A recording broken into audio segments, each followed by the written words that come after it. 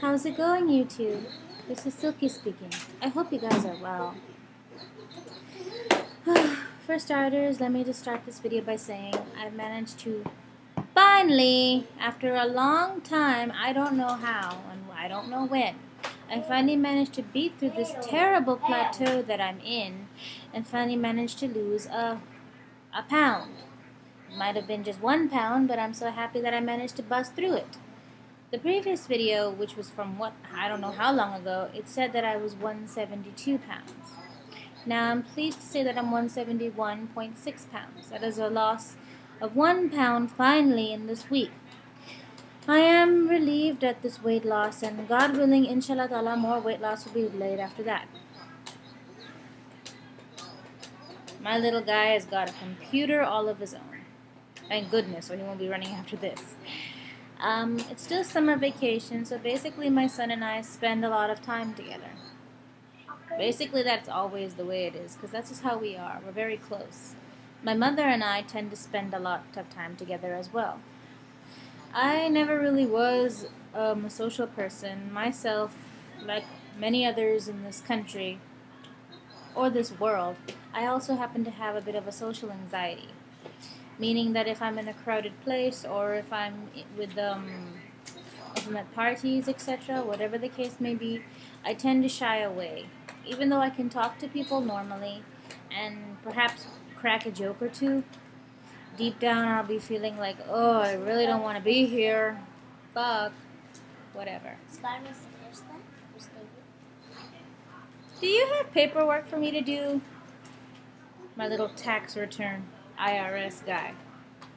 But anyhow, I just thought you'd like to know that I finally managed to break through the plateau and I finally could make a weight loss update video because it's been like forever.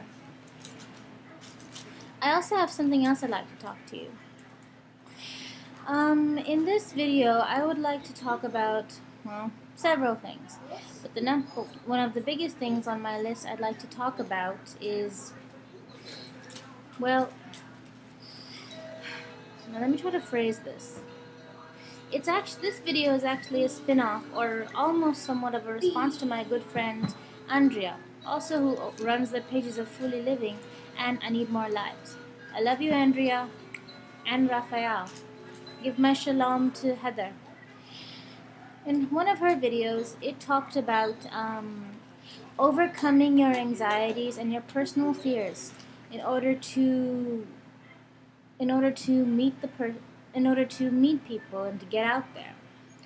Basically, her video was talking about her when she was living in America. She would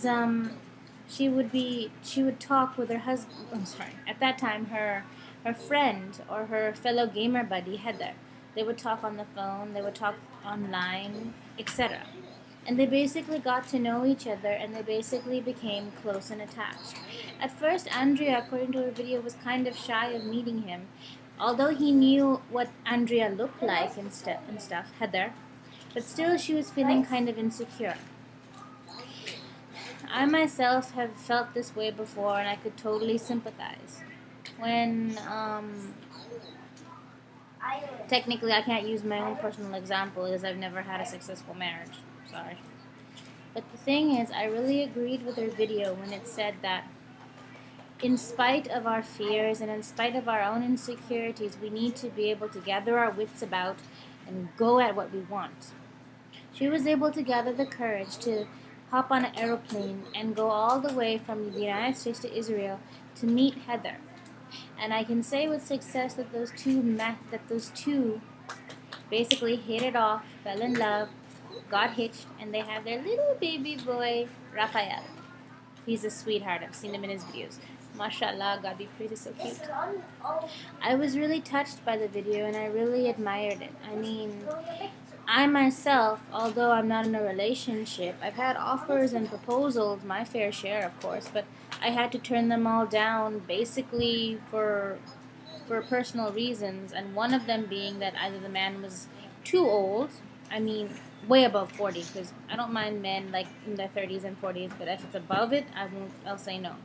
They weren't educated properly enough, or they required the use of a green card, or in this case, the men that I had seen didn't have an objection with marriage.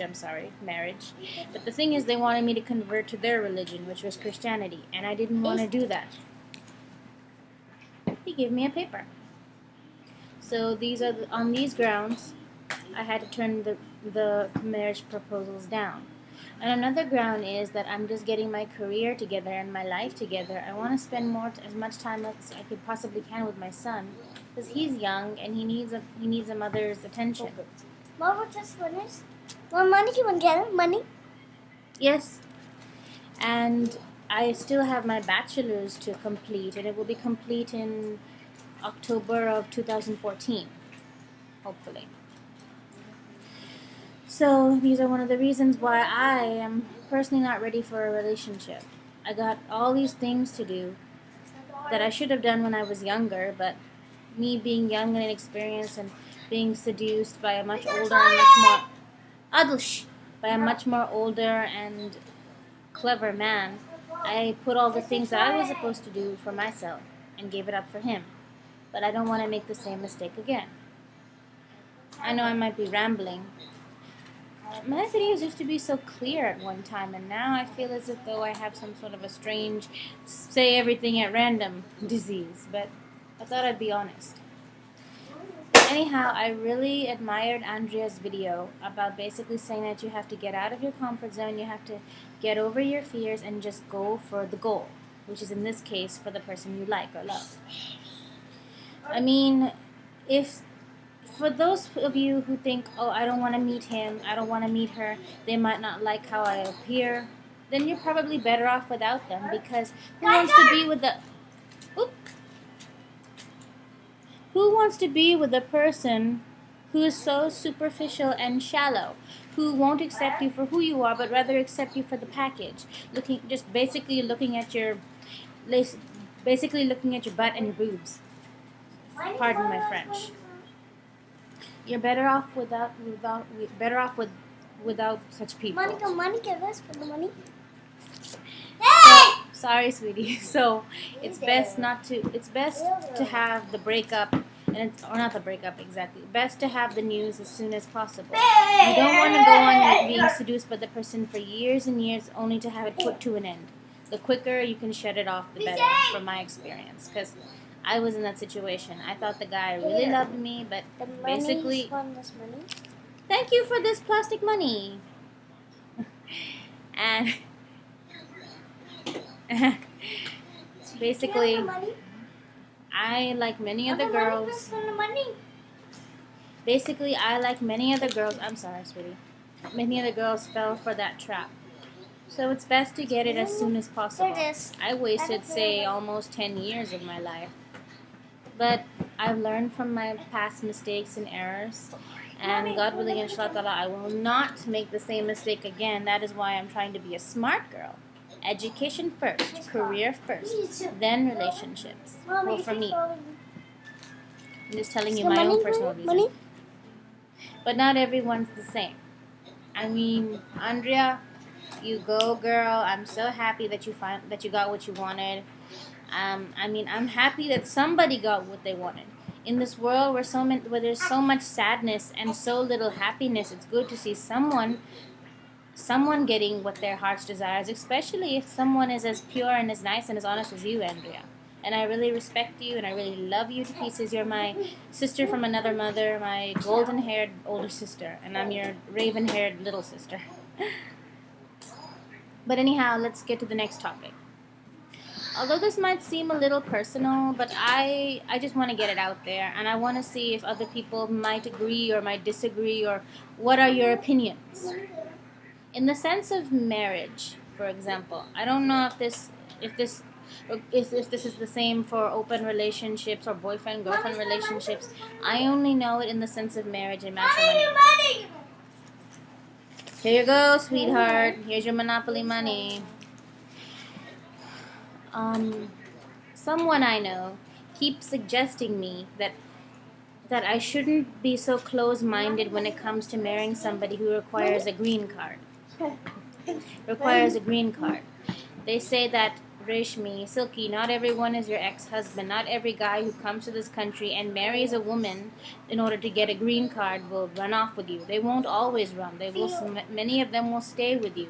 You don't just because your ex-husband, finally got his green card and ran off doesn't mean the next guy will. And I have to be honest. I agree. That doesn't mean every guy will do that. But the thing is, I have my reason for not.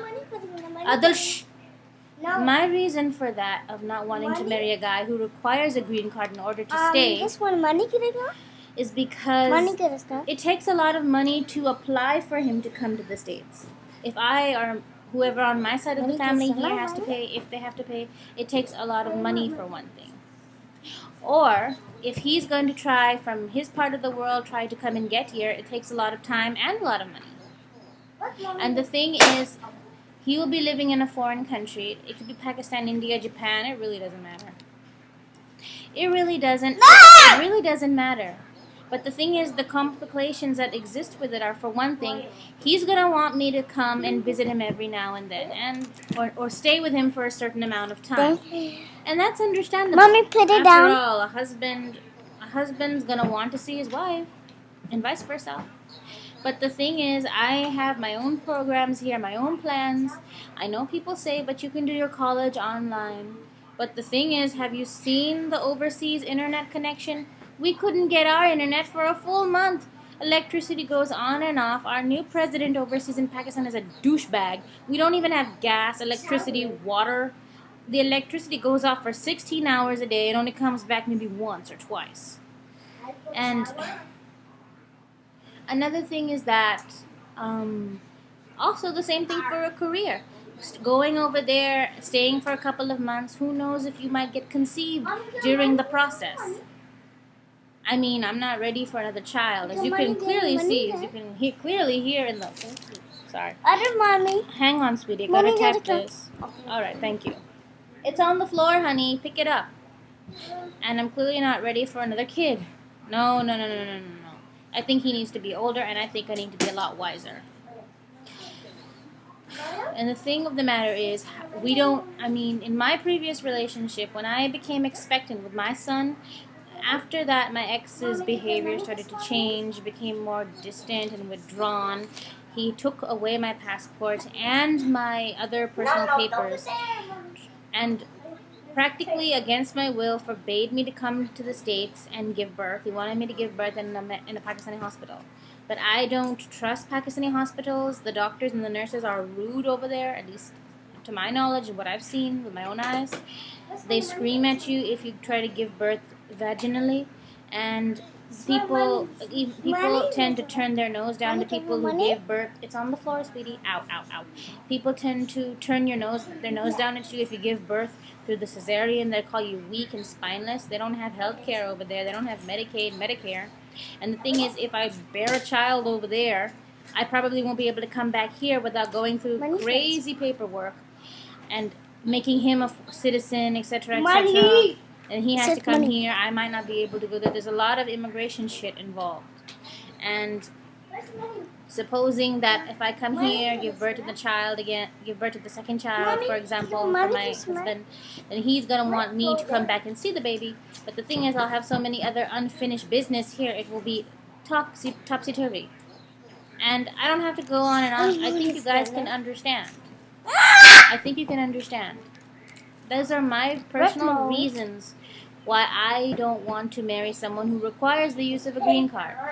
When I'm going to marry, it has to be a guy who basically is already set here. He doesn't need an initiative to stay. The people I know, who shall remain nameless, tend to get very pissed off when I say this, and they say that I'm prejudiced and I'm biased and I'm treating the good people with who need the green card unfairly. Now, that may or may not be true. I may be treating them unfairly, but at the same time, I have to protect myself. There's no way I can deport my ex unless he actually commits a felony or a crime, and I didn't know that. I didn't do my homework. That's because I never expected him to leave, which he did. So these are my reasons why I don't choose to marry outside of the country. Although I know people who do marry outside of the country, and they are successful, but the thing is, I don't want to take that risk, because I feel in my sense, there's more disadvantages than advantages, and the risk for me is just too great to take.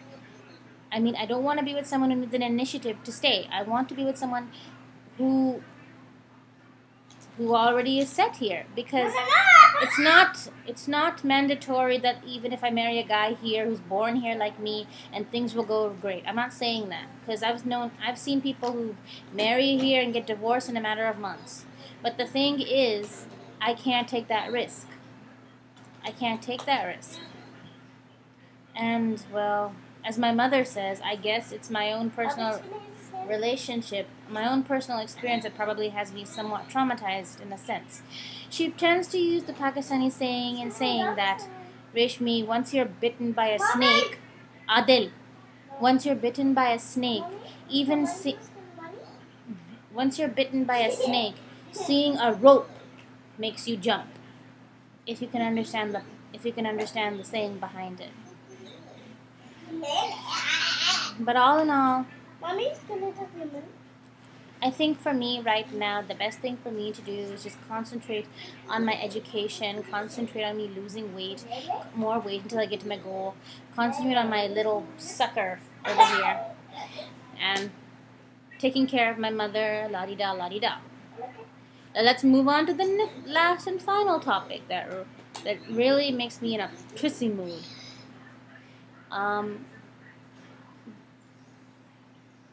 I knew some people who used to live with me. I mean, I have a video separate about that. Go home, users and abusers. Go home, humanity. You're drunk.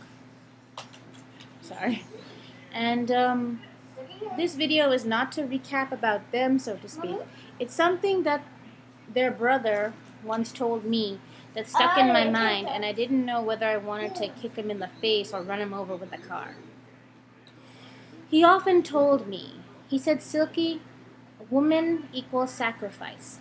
A woman must do all the sacrifices. A woman must hold her tongue and her temper. Here we go again. A woman must keep herself fit and healthy. If a man is not pleased with a woman, it is surely a sign of a woman's fault. Even if a woman has the body of a supermodel and her skin is the color of snow, if the man has if a man is not happy with you, it means that there's something wrong with you.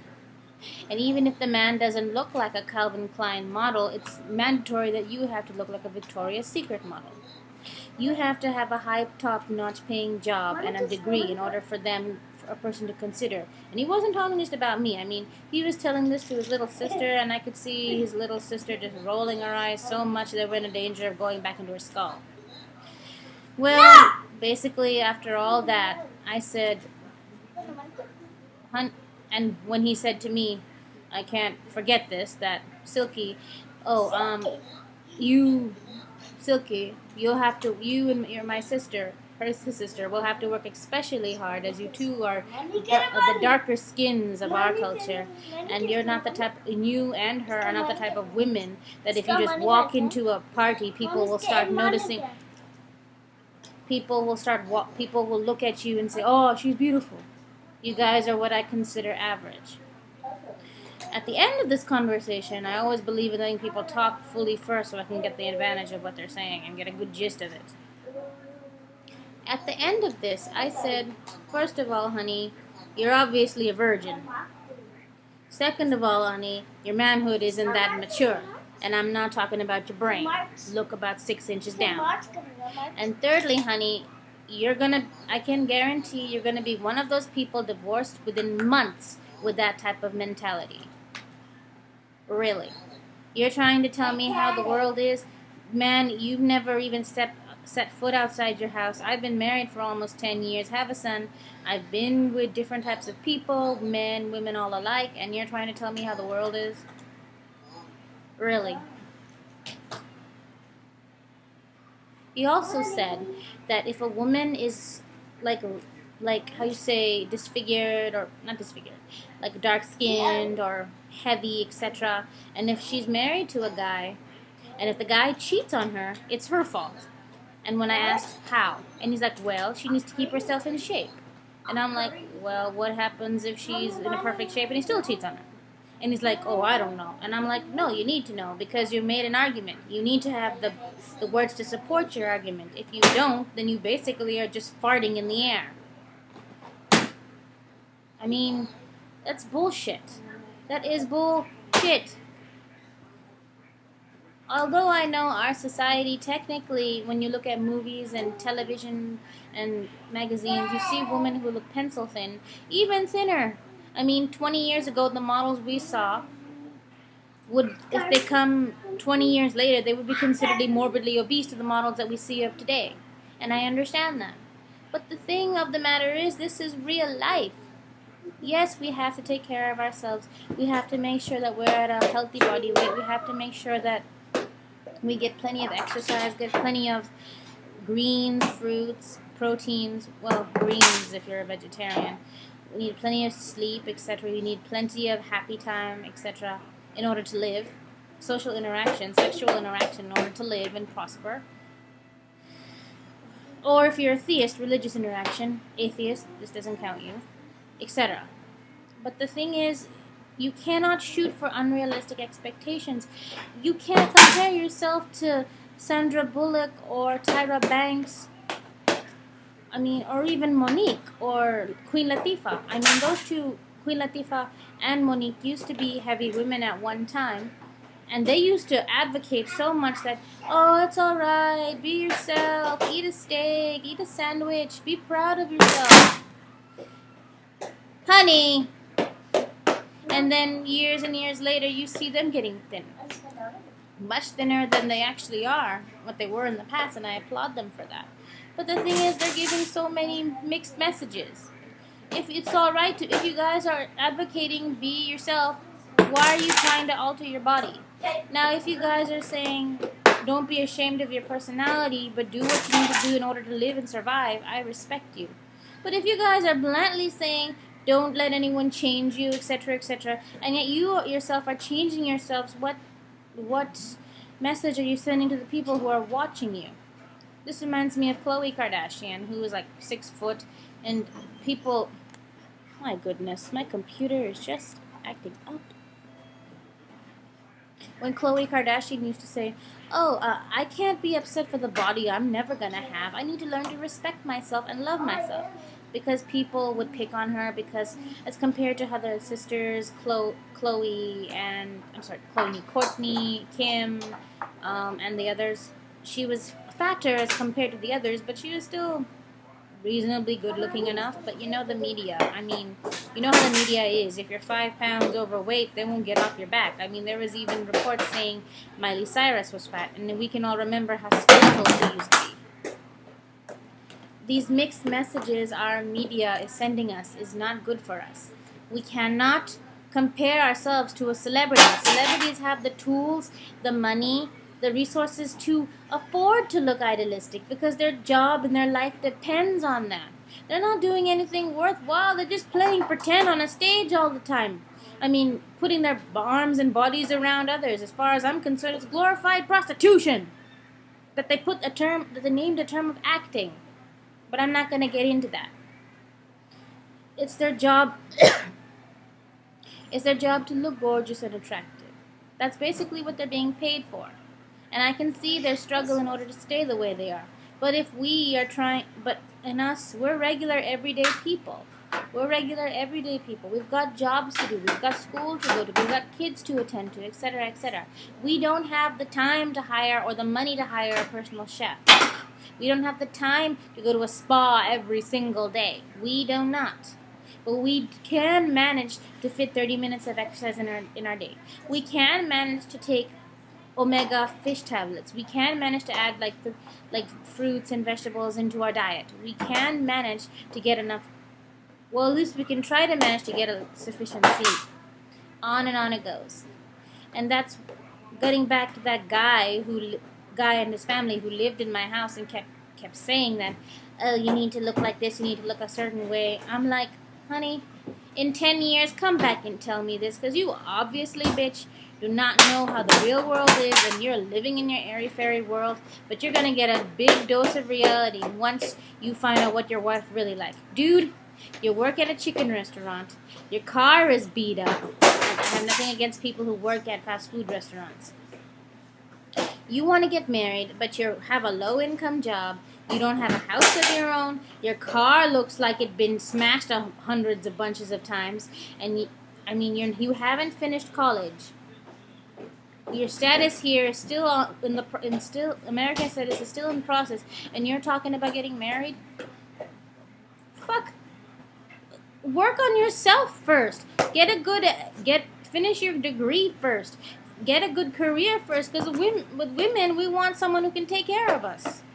Even though nowadays lots of women take care of themselves, but it's a big turnoff if they see what you're doing.